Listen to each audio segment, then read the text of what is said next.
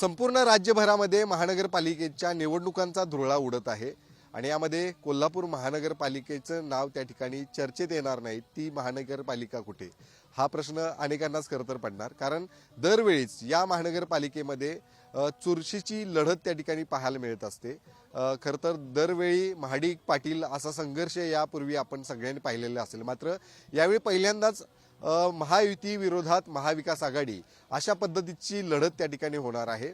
अर्थातच महानगरपालिकेच्या या निवडणुकीमध्ये बेसिक प्रश्न जे आहेत ते अगदी महत्त्वाचे ठरणार आहेत आणि या महत्त्वाच्या प्रश्नांवरतीच कोल्हापूरकर जे आहेत ते भरभरून असं मतदान यावेळी करणार आहेत अशी शक्यता आहे। आणि या सगळ्या मुद्द्यांवरती, कोल्हापूरच्या समस्यांवरती आपण बोलतं करण्यासाठी कोल्हापुरातले काही क्रिएटर्स या आजच्या कार्यक्रमामध्ये आपण बोलवलेले आहेत, ज्यांची मतं आपल्याला खूप महत्त्वाची आहेत। कारण या सगळ्या क्रिएटरनी यापूर्वी देखील अनेक महत्त्वाच्या मुद्द्यांवरती, जे अगदी बेसिक मुद्दे असतील त्या मुद्द्यांवरती आवाज उठवलेले आहेत आणि ते आवाज उठवल्यानंतर ते पूर्ण देखील करण्याचं काम महानगरपालिकेने केलेलं आहे। त्यामुळे निश्चितच या सगळ्यांची भूमिका या सगळ्या पार्श्वभूमीवरती अगदी महत्त्वाची असणार आहे। मी सगळ्यांच्याच प्रतिक्रिया घेणार आहे, मात्र शॉर्ट उत्तर जे आहे ते सुरुवातीला अपेक्षित आहे, कारण सगळ्यांपर्यंत आपल्याला पोहोचायचं आहे। काय अपेक्षा आता महानगरपालिकेच्या या निवडणुकीच्या रिंगणामध्ये उतरलेल्या उमेदवारांकडनं तुला असणार आहे? आता मला असं वाटतं की जसं आपल्याला प्रत्येक वेळी कुठला तर मुद्दा मांडताना की आवाज उठवायला लागायचा की नाही, तसा आवाज उठवायला आपल्याला लागायला नको एवढंच वाटतंय मला। आणि कामं फास्ट, आता कसं लगेच इलेक्शन आहे म्हणल्यावर तुम्ही कामं फास्ट चालू केल्यात, ते काय विषय नाही, खरं कामं फास्ट अशी झालीच पाहिजेत असं मला वाटतं। एवढंच काय तुझं मत आहे? निवडणुकीपुरती फक्त कामं न करता ती कायमस्वरूपी त्याच्यावर तोडगा निघाला पाहिजे। आणि कोल्हापूरच्या खरं तर राजकारणामुळे, म्हणजे काय म्हणतात, जिरवाजिरवीच्या राजकारणामुळे कोल्हापूरचा विकास मागे राहिलाय, ते कुठेतरी चुकतंय आणि त्याच्यावर तोडगा निघाला पाहिजे। बेसिक गोष्टी काय काय वाटतात तुला, ज्या या ठिकाणी आता या उमेदवारांनी लक्षात घेतल्या पाहिजेत आणि निवडून आल्यानंतर पहिल्यांदा ती कामं केली पाहिजे असं तुला वाटतं? बेसिक गोष्टी म्हणजे लोकांना आतला विषय काय असेल ते कळायला पाहिजे, नक्की काय चाललंय राजकारण, कोण कामं करते कोण नाही। नुसतं जर का दिखाव्यापुरतं तुम्ही जर का कामं करून सोशल मीडियाद्वारे किंवा प्रसिद्धी करत असाल तर तसं जे बोलताय ते तुम्ही करायला पाहिजे। फक्त इथून पुढे ते तुम्हाला फक्त लक्षात द्यायला पाहिजे लोकांना सगळ्यांना। जाहीरनाम्यामध्ये मुद्दे काय काय असले पाहिजे असं वाटतं प्रत्येक पक्षाचं? म्हणजे मेन पहिला पार्किंग आणि आपलं कोल्हापूरचं रस्ते बरोबर व्हायला पाहिजे। सगळं कोल्हापूर गेलेच खड्ड्यात, अगोदर सगळं रस्ते करायला पाहिजे, तेवढंच आहे माझं तर म्हणणं। कोल्हापूर महानगरपालिकेच्या हद्दीमध्ये आपलं महालक्ष्मी मंदिर आहे, त्यामुळं अनेक पर्यटक आपले या ठिकाणी येत असतात, त्यामुळे येथील रस्ते महत्त्वाचे आहेत। त्याचबरोबर स्वच्छतागृह असली पाहिजेत। त्याचबरोबर दुसरा मुद्दा म्हणजे कोल्हापूरला फुटबॉलची खूप मोठी परंपरा आहे, त्यामुळं कोल्हापुरात मैदानं झाली पाहिजेत एवढं वाटतं। अशी मुद्दे देखील महत्वाची आज ठरणार आहे। तुला काय नेमकं? आपल्या कोल्हापूरमध्ये ना गेल्या 20 वर्षात सत्तेची खांडोळी झाल्या। यावेळी कोल्हापूरकरांनी एक ठरवायचं आहे की कुणालाही द्या पण पूर्ण बहुमत द्या, जेणेकरून आपण त्यांना 5 वर्षासाठी जबाबदार धरून त्यांच्याकडे आपण काम करून घेऊ। कुणाला मतदान करायचं ते जनता ठरवेल, पण ठरवताना फुल फ्लेज मेजॉरिटी जाऊन दे, जेणेकरून गेल्या 10 वर्षात आपण बघितलं की महापौर पदाची जशी खांडोळी झाली 7-6 महिने, त्यामुळे आपण कुणालाही जबाबदार धरू शकलो नाही। तर ह्यावेळी तसं होऊ नये आणि फुल फ्लेज मेजॉरिटीनं कुणाच्याही सरकार येऊन ज्याच्याकडून आपण काम करून घेता येईल। गेल्या वेळी हसन मुश्रीफ आणि सतेज पाटील यांची सत्ता होती आणि त्यांनी अर्थातच 6-6 महिन्याची त्या ठिकाणी महापौर दिले, खांडोळी झाली। 6 महिने महापौर त्याचं काम सांभाळतोय, तोपर्यंत दुसरा महापौर त्या ठिकाणी व्हायचा। त्यामुळे निश्चितच ही एक महत्वाची मुद्दा देखील त्या ठिकाणी। तुला नेमके असे कुठले मुद्दे वाटतात जे या महापालिकेत असले पाहिजे? सर्वप्रथम सगळ्यांनी सांगितले जसं रस्ता हा सर्वप्रथम मुद्दा आहे, तो व्हायलाच पाहिजे। गेले 4-4.5 वर्ष, किती वर्ष नव्हतेच रस्ते, अचानक आठवडाभरात रस्ते पॅचवर्क, ऍटलिस्ट पॅचवर्क तरी झाले। त्यामुळं जर कामं होतात पण ती केली जात नाहीत, करून घेतली जात नाही। नगरसेवकाचं महत्वाचं काम असते ते काम करून घेणं, मग सफाई कर्मचारी असू दे, त्यांचे मुकादम असू देत, यांच्याकडून ती कामं करून घेतली गेली पाहिजेत आणि त्याच्यावर कायमस्वरूपीचं लक्ष त्यांचं असलं पाहिजे। एवढंच। काय सांगशील? तुलाही काही बेसिक गोष्टी आता आजपर्यंत पाहत आलेला आहे, काय कोल्हापूरमध्ये त्या खरंच खूप गरजेच्या आहेत असं तुला वाटतं? नाही, माझं मत फक्त रस्त्यांवरती जास्त मला बोलायचं होतं, कारण ज्या रस्त्याचं काम सुरू होत आहे ना, त्या रस्त्याचं काम ज्या निधीतून आले, ज्या आमदारांनी आणले, ते पूर्ण झाले का नाही हे ते आमदार बघत नाहीत। रस्त्याचं काम निम्म्यामध्ये थांबवतात आणि दुसरीकडे रस्ते चालू करतात। मला फक्त याच्यावरतीच बोलायचं होतं। रस्त्यांच्या दर्जाबद्दल त्यानं बोललाय, तुला काय वाटतं रस्त्यांच्या दर्जाबद्दल? आणि आता अर्थातच महानगरपालिकेच्या निवडणुका आहेत आणि त्यामध्येच ही सगळे रस्त्याची देखील कामं। रस्ते म्हणजे कसं आहे, प्रत्येक 2 ते 3 महिन्याला पॅचवर्क तरी करतात किंवा रस्ता करतात आणि दर 3 महिन्याने हा रस्ता बाद होतोच, म्हणजे खराब होतोच, म्हणजे रस्त्याची क्वालिटी नाही। आणि असं आहे की प्रत्येक रस्ता जर केला तर त्याला कोण गॅरंटीज देत नाही आणि बाहेरच्या पर्यटक जे येतात त्यांना पार्किंग नाही आहे. अजून पण सरस्वती टॉकीज जवळ आहे, पण तिथंपर्यंत जायचं कसं हे अजून कोणत्याही पर्यटकाला माहित नाही. त्यामुळं पर्यटकांची जी पार्किंगची जी सुविधा आहे तर ती केली पाहिजे. मला 3 मुद्दे वाटतात. पहिला म्हणजे पार्किंगचा मुद्दा आहे आणि जे बाहेरून भाविक येतात त्यांना कोणत्याही प्रकारचे ते बोर्ड नाही आहेत. प्लस त्यानंतर जे कचराचा प्रश्न आहे तो एक आहे. कचरा उठवायला गाडी वेळेत येत नाही. आणि त्यानंतर IT पार्क हा मेन म्हणजे झालाच पाहिजे. जे कोल्हापूरच्या बाहेर पोरं जातात आपली ते आपली कोल्हापुरातच जॉबला लागली पाहिजे. काय तुला नेमके मुद्दे वाटतात जे या ठिकाणी असले पाहिजे? हेच की बेसिक मुद्दे आहेत, रस्ते, पाणी, स्वच्छता. म्हणजे जो काय विकास हवा तो शाश्वत व्हावा. म्हणजे रस्ते केलेत आणि नंतर विसरले की खाली ड्रेनेज लाईन टाकायच्या, गटर करायचं. मग ते एकदम एकत्र सिस्टीमला विचारून सगळे एकत्र रस्ते झाले पाहिजेत. त्यानंतर पार्किंग पाहिजे. महालक्ष्मी मंदिर सारख्या एरियात महिलांना स्वच्छतागृह नाही आहेत आणि किंवा पार्किंगची व्यवस्था नाही. आणि त्याचबरोबर आता कोल्हापुरात ट्रॅफिकची समस्या म्हणून वाढायला लागल्या आणि काही पार्किंग नसल्यामुळे लोक रस्त्यावर काढला तर त्यामुळे वाहतुकीची कोंडी होती, ट्रॅफिक वाढते. त्याच्यावर पण सोल्युशन आणि शाश्वत विकास झाला पाहिजे कोल्हापूरचा. तर मी प्रत्येकाला अजून एक प्रश्न जो आहे तो विचारणार. त्यामध्ये अनेक नेते जे आहेत ते वेगवेगळी आश्वासनं प्रत्येक वेळी देत असतात. अनेक वेळा जाहीरनामे आपले जाहीर करत असतात. अशी कुठली जाहीरनामे तुम्हाला माहित आहेत का गतवेळी त्या पक्षाने केले होते आणि यावेळी या 5-6 वर्षामध्ये म्हणजे जेव्हा त्यांची सत्ता होती त्यामध्ये त्यांनी ते पूर्ण केलेले आहेत आणि असेच या पुढचे देखील जाहीरनामे त्यांच्याकडून हे असेच पोकळ आश्वासनाप्रमाणेच ठरतील का असं वाटतं तुम्हाला? काय नेमकं तुमचं या सगळ्याबद्दल मत असणार? नाही, मला पण आता काय वाटते की तसंच होणार आहे सगळं आणि एवढं माहित नाही शकत तिकडे. आतापर्यंत तरी हेच होत आले की जाहीरनामे जाहीरनामे जाहीर करतात पण तसं होत नाही. पण इथून पुढे तरी त्यांच्याकडून बदलाची अपेक्षा आहे. काय वाटतं तुला? सगळे जाहीरनामे असेच आहेत, पोकळ असतात, पुढे जाऊन काय? आता जरा जागृत व्हावे लोकांनी. आता जी जाहीरनामे खरोखर द्यायल्यात ते खरोखर द्यायल्यात का होतात का नाही बघा, कोण द्यायले ते पण बघा. आणि काय उठवणं महत्वाचं आहे. यावर लोकांनी आवाज उठवणं महत्वाचं. लोकांना कळायला पाहिजे आता, बाकी काय विषय नाही. माझं म्हणणं आहे जाहीरनाम्याच द्या नको, डायरेक्ट पहिला कामं करायला पाहिजे.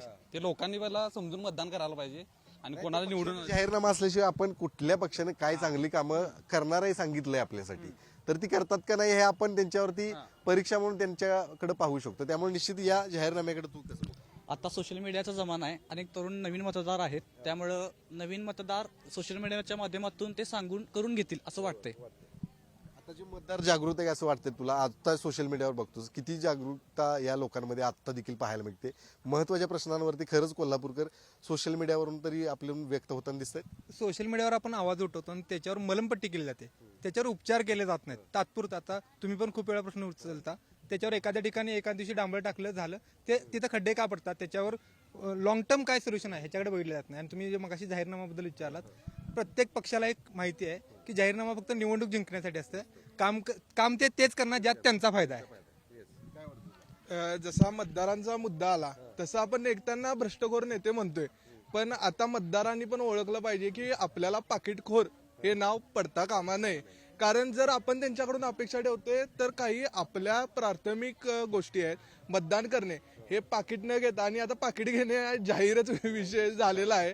त्यामुळे त्या गोष्टीवर पहिला आपण काम केलं पाहिजे आणि सत्ताही आलटून पलटून तीच येणार आहे. त्यामुळे जाहीरनामे पण आलटून पलटून तेच आहे.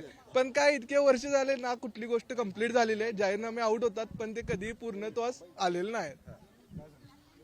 माझं फक्त जाहीरनाम्याबद्दल एवढंच म्हणायचं आहे की आचारसंहिता चालू झाल्यापासून मतदान करून येईपर्यंत जाहीरनामे तेवढे असतात. तिथून पुढे ते फक्त असतो जे जाहीरनामा जाहीरनामे देतात गेली आम्ही अनेक वर्ष बघितले, तेच मुद्दे असतात, रस्ते, पाणी, ट्रॅफिक. खरं कधीही जाहीरनाम्याचे पूर्ण झालेले नाहीत. आणि ज्यावेळी नगरसेवकांची निवडणूक येते त्याचवेळी ते पूर्ण होतात आणि आवाज उठवल्याशिवाय कोणतीही कामं आपल्या इथं होत नाही. मात्र जाहीरनामे आपण सगळे म्हणतोय कागदावरतीच असतात, पण आपली जबाबदारी आहे. आता एखाद्या पक्षाने जाहीरनामा दिला, जर त्याची सत्ता आली तर किमान आपल्यापासून सुरुवात करत त्याच्या जाहीरनाम्याचं काय झालं हे विचारायची जबाबदारी आपली. त्याच्या संदर्भात आता लोकांनी काय केलं पाहिजे? आता लोकांनी जागृत राहिलं पाहिजे. जे जाहीरनामे दिलाय त्या प्रश्न विचारायला आला पाहिजे लोकांना की काय झालं, तुम्ही बोलला होता की हे होणार ते होणार, काय झालं, असं मला वाटतं आता लोकांनी जागृत झालं पाहिजे. कारण जाहीरनामे आताच्या सोशल मीडियाच्या युगात डिजिटल झालेत. त्यामुळे जाहीरनाम्यानुसार कामं होतात का नाही लोक नक्की बघणार आहेत. आणि झालं नाही तर सोशल मीडियाचा युग आहे, सगळी सोशल मीडिया क्रिएटर आहेत, नक्कीच महिन्याला पोस्ट करतील जाहीरनामा डिजिटल असल्यामुळे. त्यामुळे लोकांच्या लक्षात राहील की कामं आपल्याला करून घ्यायची, लोकांची जास्त जबाबदारी कामं करून घेणं याच्याकडनं. खरं तर अजून काही प्रश्न आहेत ज्यामध्ये मी आणखीन महत्त्वाचे मुद्दे देखील आपल्याकडून घेणार आहे. आपल्याकडून काही बेसिक मुद्दे देखील आलेले, ज्यामध्ये स्वच्छतागृहांसारखा एक मुद्दा आहे. रस्त्यांचा विषय तर आपण गेले अनेक वर्ष मांडतोयच, मात्र ते होत नाहीत. आता काहीशे रस्ते व्हायला सुरुवात देखील झाली आहेत. मात्र महत्त्वाच्या गोष्टी देखील आहेत, ज्यामध्ये कोल्हापूरची हद्दवाढ हा एक सगळ्यात महत्त्वाचा मुद्दा आहे. आणि दुसरा एक महत्त्वाचा शहरासाठी अतिशय गरजेचा असणारा तो म्हणजे वाहतूक कोंडी. या सगळ्यांवरती तुमची काय नेमकी मतं आहेत हे देखील मला जाणून घ्यायचं आहे. प्रत्येकाची विचारणारे मी काही लोकांची यावरती मतं घेतो. वाहतूक कोंडी आणि हद्दवाढ यासाठी गेल्या अनेक वर्षांपासून याच नेत्यांनी जे आहे ते लक्ष दिलं नाही असं वाटतंय का? कारण सातत्यानं वाहतूक कोंडी वाढायला लागली, वाहतूक कोंडी होत आहे आणि शहराची 1 इंच देखील आजपर्यंत हद्दवाढ झालेली नाही. बाजूचे असणारे अनेक जिल्हे सोलापूरसारखं घ्या, ते मोठं होताना दिसते, मात्र कोल्हापूरकडं अजिबात त्या ठिकाणी लक्ष नाही. होय, बरोबर आहे की तेच झाले. आणि अशा आश्वासनच आलेले आहेत आपल्याला एवढं वर्ष की हद्दवाढ होणार कारण हद्दवाढ पण काय झालेलं नाहीच आहे. आणि कामं तर काय होतच नाहीत महानगरपालिकेकडून. येस, बरोबर. वाहतूक कोंडीचं काय विषय? वाहतूक कोंडी किती त्रास होतोय तुला सांग? ट्रॅफिक जाम किती? ट्रॅफिक जामचा तर लेस जास्त त्रास व्हायला आहे. कारण का माहिती का, रस्ते छोटे पडाल्यात आणि कुठेतरी जायचं म्हणलं की बोंबा मिळाल्या सगळी, एवढाच विषय. काय सांगशील? आजवर हद्दवाढीसाठी भरपूर प्रयत्न झालेत प्रशासनाकडून आणि प्रत्येक वेळेला त्या ग्रामस्थांकडून तेवढाच विरोध झालेला आहे. माझी एक प्रशासनाला एक विनंती आहे की बाबा तुम्ही कोल्हापूर महानगरपालिका हद्दीचा पहिला चांगला विकास करून दाखवा, की जेणेकरून ते जे ग्रामस्थ आहेत ते स्वतःहून तुमच्या इथं म्हणजे हे करतील, म्हणजे विरोध नाही करणार आणि सामील होतील परत. वाहतूक कोंडीच्या संदर्भात तुला किती त्रास आता जाणवतो कोल्हापूर शहरात फिरत असताना, आणि वाहतूक कोंडीवरती काय समस्या आता तुला वाटते की या ठिकाणी झाली पाहिजे? वाहतूक कोंडी काय मेन म्हणजे कोल्हापुरातलं खड्डच मेन विषय आहे. तुम्ही खड्ड्यातनं बाहेर जायचं म्हणजे तुमची वाहतूक कोंडी होणारच आहे. तुम्ही रस्ताच तुम्हाला गाडी चालवायला नाही तर काय करणार आहे, तेच विषय आहे, बाकी काय नाही. कोल्हापुरात शक्यतो रस्तेच लहान आहेत, त्यामुळं इन फ्युचरमध्ये जर ट्रॅफिकचा विचार केला तर आताच ब्रिज प्रस्ताव आणायला पाहिजेत आमदारांनी वगैरे, फ्लायओव्हर झाले पाहिजेत, अंडरग्राऊंड रस्ते काही झाले पाहिजेत. तोच मुद्दा केला तर ट्रॅफिकचा प्रॉब्लेम सॉल्व्ह होईल. वाहतूक कोंडीचा सगळ्यात मोठा एक मुद्दा आहे की जागेवर खडी रस्ती वगैरे रस्त्यांवरती टाकलेली आहे. ती महानगरचा विचार करून ही खडी आणि खड्डे आपले आतापर्यंत राहिलेलेच आहेत.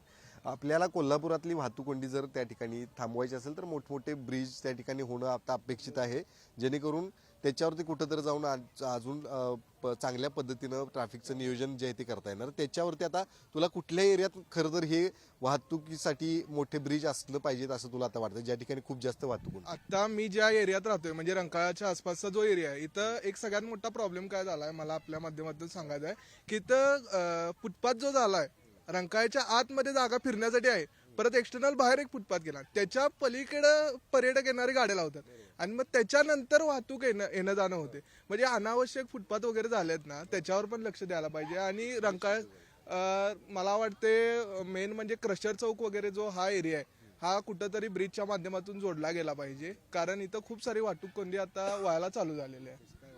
आता आपल्या कोल्हापूरच्या जिथं स्वागत कमान होती तिथं बास्केट ब्रिज होणार आहे. असं आहे जसं कोल्हापूरच्या एंट्रीला बास्केट ब्रिजची गरज आहे, तसेच कोल्हापूरच्या एक्झिटला म्हणजे जसं आता यानं सांगितलं कोल्हापूरचा हा रंकाळाचा जो स्पॉट आहे तिथून राधानगरी असेल किंवा इकडे गगनबावडा असेल कोकणात जाणार ट्रॅफिक जाम असते. त्यामुळे इथं जे बाहेर जाणार पब्लिक आहे त्याच्यामुळे ट्रॅफिक जाम होतं. बाहेर जाणाऱ्या पब्लिकला जर आपण रिंग रोडची व्यवस्था करू शकलो तर ह्या ट्रॅफिक जामवर आपण समस्या काढू शकतो.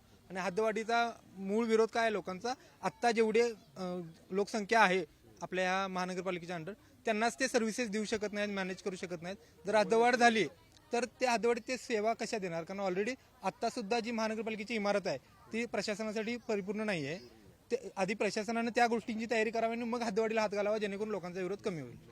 काय तुला वाटतंय आणखी कुठं ब्रिज असले पाहिजेत कोल्हापूर म्हणजे, जेणेकरून ही वाहतुकीची समस्या जी ती त्या ठिकाणी मिटेल? आणि अर्थातच हद्दवाढीचा मुद्दा आहे, हद्दवाढी होणं देखील तेवढंच महत्वाचं आहे.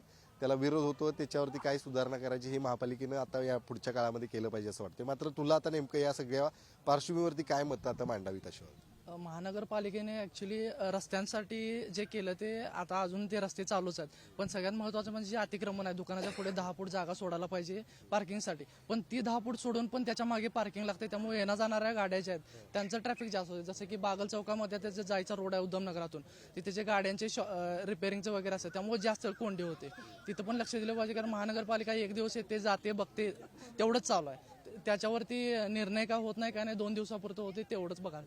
तर मी आता काही बेसिक गोष्टी आपण चर्चा केलेलीच आहे, मात्र कोल्हापूरमधले कुठलेही पक्ष आता तुम्हाला वाटतात की जे पुढे जाऊन या महानगरपालिकेमध्ये चांगलं काम करू शकतील आणि ते का करू शकतील असं तुम्हाला वाटतंय? राज्यातली उदाहरण तुम्ही देऊ शकताय? काय तुला आता कुठला पक्ष या ठिकाणी काम करेल असं वाटतंय आणि खरंच त्यांना सपोर्ट केला पाहिजे असं तुझं मत आहे, वैयक्तिक मत आहे? मला वाटते काँग्रेसला मिळालं पाहिजे. कशाबद्दल?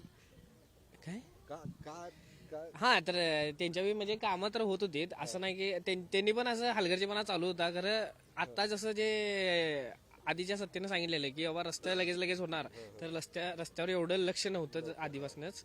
मग ते मला वाटतं की बाबा जरा होईल, हा चान्स देऊन बघायला पाहिजे है नाही. नक्कीच. तुला काय वाटतंय नेमकं? मला वाटते की महायुतीचं सरकार परत यावं, कारण की केंद्रात आणि राज्यात सरकार त्यांचं आहे, त्यामुळे इथं पण तो विकासासाठी त्याचा एक चांगला आपल्याला फायदा होईल. फंड आणण्यासाठी हा, चांगला पण काय वाटतं तुला? मला काय वाटतं आता वातावरण तर भागात सगळीकडं महायुतीतच चालू आहे, तर महायुतीत येईल असं वाटायला. तुला काय वाटतं वैयक्तिक आणि का ते वाटतं ते पण मत?